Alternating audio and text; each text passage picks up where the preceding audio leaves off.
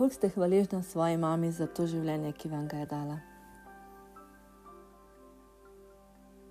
Ne razmišljam o tem, prav po pravici. Dajte zdaj, ko iščete novo službo, dajte malo pozornosti tudi, oziroma ko iščete to priložnost. Tukaj je tudi pot za eno vašo novo kariero, tako rekoč. Ja. Ja, dajte malo pozornost oziroma hvaležnost vašim staršem izkazati.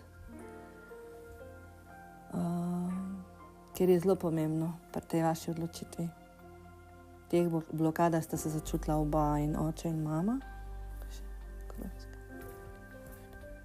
Na grlini. Nekaj morate še povedati, izraziti. Imam občutek, da jima poveste to, se pravi, kako ste jim hvaležni za življenje in koliko jih spoštujete. Vse njune modrosti, vse izkušnje, ki sta vam jih čez življenje dala.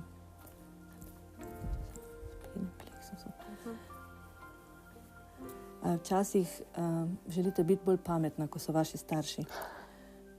Veliko znanja imate, to je res, ne? Ampak imajo modrosti, ki jih mi nimamo, ker smo toliko mlajši, toliko in toliko let mlajši od njih. Ne? Teda to je pomembno. Tole dajte urediti, pa bomo pogledali.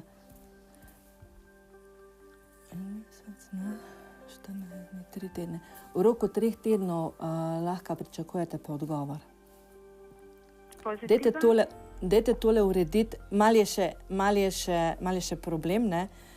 Se pravim, če boste tole uredila, kaj sem vam rekla, imate možnost za pozitivno odgovor, ker je zdaj 50-50. Aha. V redu? Prav. Srečno. Pa ne biti pametnejši od staršev. Ok, lepo se rejte, ja. Ok, čau. Mogla ste se nasmejati, v bistvu, ker časih res otroci pametujemo, bom rekla, na konec konca staršem, oziroma hočemo biti nekako, dobro ste rekla, oni so bolj modri in verjetno so, bom rekla, nekako nad nami z duhovnostjo, energijo in vsemi